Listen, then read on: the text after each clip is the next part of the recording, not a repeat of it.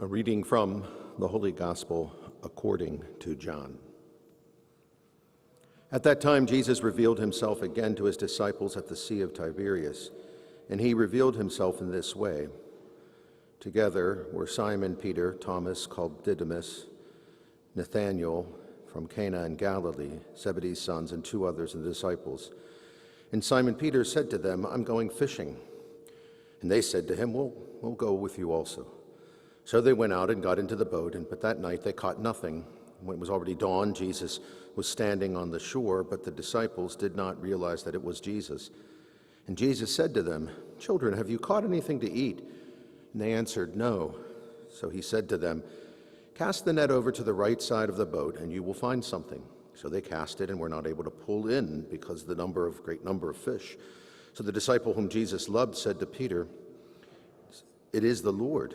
And when Simon Peter heard that it was the Lord, he tucked his garment, for he was lightly clad, and jumped into the sea. And the other disciples came in the boat, and they were not far from the shore, about 100 yards, dragging the net with the fish. And when they climbed out on the shore, they saw a charcoal fire with the fish on it and the bread. And Jesus said to them, "Bring some of the fish you just caught." So Simon Peter went out and dragged the net ashore, full of 153 large fish. And even though there were so many, the net was not torn. And Jesus said, "Come, have some breakfast." None of the disciples dared to ask, "Who are you?" because they realized that it was the Lord. And Jesus came over and took the bread and gave it to them, and in like manner the fish. This is now the third time Jesus revealed to the disciples after being raised from the dead. And when they had finished breakfast, Jesus said to Simon Peter, "Simon, son of John, do you love me more than these?" Simon Peter answered him, "Yes, Lord, you know that I love you." Jesus said to him, "Then feed my lambs." Then he said to Simon Peter a second time, "Simon, son of John, do you love me?" Simon Peter answered Jesus, saying, "Yes, Lord, you know that I love you." And Jesus said to him, "Tend my sheep." Jesus said to him a third time, "Simon, son of John, do you love me?" And Peter was distressed that what Jesus had said to him a third time, "Do you love me?" And so he said to him, "Lord, you know everything. You know that I love you." And Jesus said to him, "Feed my sheep." Amen, amen, I say to you, when you were younger and you used to dress yourself and go where you wanted, but when you grow old, you will stretch out your hands and someone else will dress you and lead you where you do not want to go. He said this, signifying by what kind of death he would glorify God. And when he had said this, he said to him, "Follow me." The gospel of the Lord. Yes, Lord, you know that I love you. Okay, then step forward and tend to my people. Feed my sheep. They say the holy waters watered down, and the town's lost its faith. Our colors will fade eventually. So if our time is running out, day after day we'll make the mundane our masterpiece. Oh my, oh my love, I take one look at you, and you're taking me out of the ordinary. Well, these are lyrics from a young 24-year-old California artist by the name of Alexander Warren Hughes. He goes, I think, by Alex Warren as his stage name. He started out actually in middle and high school as a TikTok phenomenon and then got into music. He had a pretty tumultuous upbringing. And one of the things he mentions about that is that he feels like his being raised Catholic actually has assisted him in trying to deal with that. His father died of a difficult diagnosis of cancer when he was 9 years old. And then in the kind of distraught reality of the family afterwards, his mother fell into addiction. So by 18, Alec Warren found himself out of a house, living from place to place, unhoused, and in a pretty difficult circumstance. He considers, and I don't know much about Alec Warren, I don't really listen to his music, but he considers himself having an influence on his music these days as the worship music that he experienced as a young Catholic growing up. His song is listed at number 3, and it has a sentiment about it. It's a slow song. It's a song that I don't doubt will become a regular slow dance song at weddings this summer, because it's really a positive song, which is unlike some of the stuff that's on the top 10 that's been dominating these last couple months. Alec Warren's song, Ordinary, talks about how sometimes when we come into ordinary relationships, especially in the ordinary mess of our lives, we can take ourselves out of the ordinary through the kind of commitment we can make to each other, the love that we can share. And I really appreciate that sentiment, because I do think that idea is in some ways what Jesus is doing to his followers here. They are in an ordinary set of circumstances, right? They're fishing. In fact, they're fishing with not even catching anything. Life doesn't get any more boring than fishing and not catching anything. I'm not a big fisher person. I find it, I don't have the patience for fishing. But boy, patience gets pretty drawn out and limited when all of a sudden you don't even catch anything.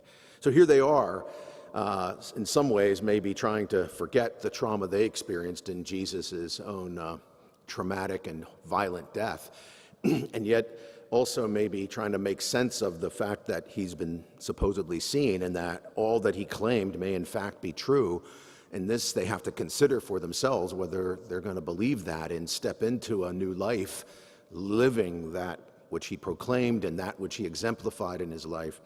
And so there's a way in which they too are debating whether they're going to go back to the pre-ordinary times of when they didn't know Jesus, their old lives as fishermen or whatever they did, or whether they're going to step into the extraordinary journey of following Christ.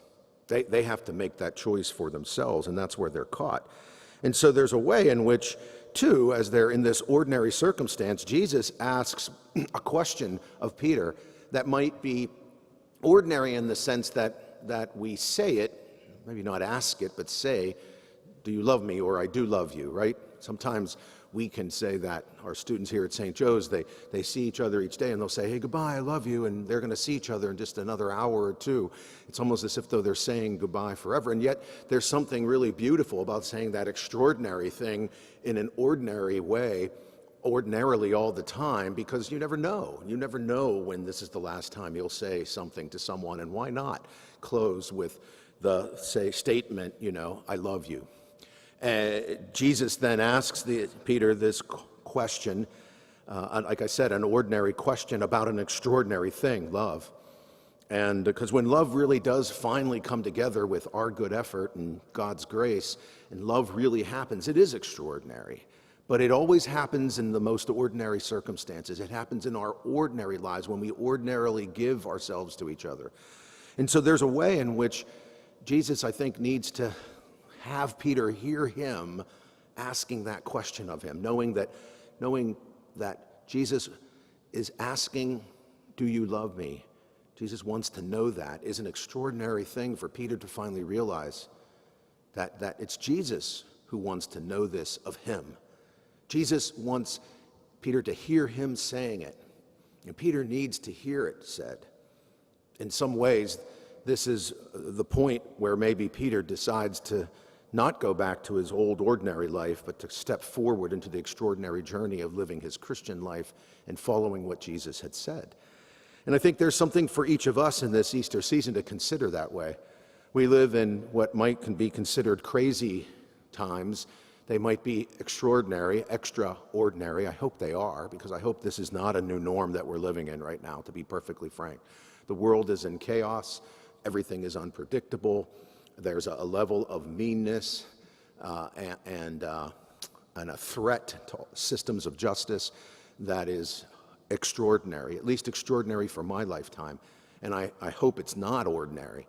But it might require that we step into our ordinary relationships and find a way in which we can practice these teachings of Jesus Christ as extraordinary as they are, as extraordinarily demanding as they may be, that we can nonetheless step into these teachings of Christ and live them in our ordinary life to restore maybe our sense of who we are, a sense of justice, living out the values of that reign of God's love that Jesus taught about and exemplified in his own life.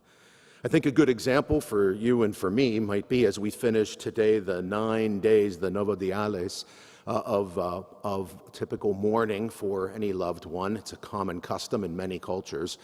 But we finished that today after having buried our brother, Pope Francis, a week ago Saturday.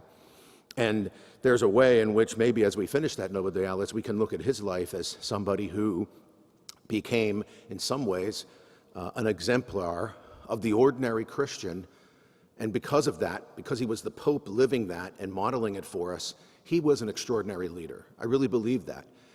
From the very beginning of his papacy, Pope Francis made it a point to care about those things that ordinarily affect our lives, the mundane but messiness that is our life, but also to look at those issues in our world that are ordinarily impacting all of us, especially the most vulnerable among us.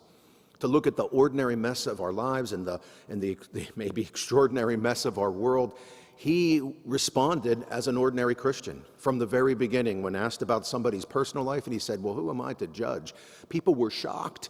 They knew something was different. The popes don't say that. Popes are far more, scripted than that. And to say something that was just something that a typical Christian would say and should say was extraordinary. We knew we had a very different leader when all of a sudden he at times would give examples of people's struggles, or he would pick up the phone and call people who were in the midst of some kind of difficulty in their life because somebody had told him about it, and he said, why not? If I can, I will. He had this way of modeling an ordinary Christian life and that typical human response that exemplified the extraordinary acts of love that we can accomplish through our most ordinary interactions.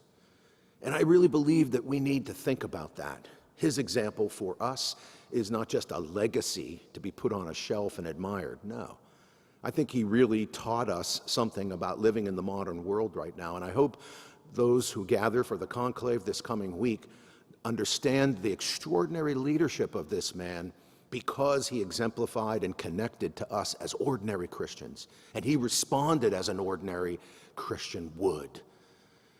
Jesus also, in today's gospel, even more so, encourages you and I to consider what it is for us to be in the ordinary, everyday activities of our life and ask and consider the extraordinary question of love. Because that acts of love, as St. Ignatius says in his spiritual exercises, that the love is best manifested in deeds than in words. And Jesus' actions, even more so than his words, became the testimony, the good news of his life, that now his followers are saying, as we see him now, risen, he still cares for us out of love. This is not some fantastical thing. He is ordinarily in our everyday activities of what we're doing, asking that question. Do you love me? And are you willing to commit to a life of loving and loving well? So much so that he asks it 3 times to make sure they hear him saying it to them, and that they and you and me and all of us can personally respond back and say, yes, Lord, I do love you. And I'm willing to put forth my simple, ordinary human effort and let it join with your extraordinary grace and love to be able to love better than I ever expected for myself and to make a world far more loving than it certainly is now and ever can be in our imaginations, to exceed the very ordinary imaginations of what we think love can do with you and us responding to you and your love for us. We can make that happen. So just like our friend Alec Warren in his number 3 hit on the charts today, talks about a relationship where we can, in fact, look at the mundane and make it our masterpiece, as he says. Oh my, my love, I take one look at you, and you're taking me out of the ordinary. The risen Jesus wants to take you and me out of the ordinary into an extraordinary practice of love, open to that extraordinary grace that allows us to be far more than we ever imagined. Let's get taken out of the ordinary today so that we can respond. Of course, Lord. Yes, you know everything. You know we love you, and we will love you by the deeds that we accomplish in this life for our world. Amen.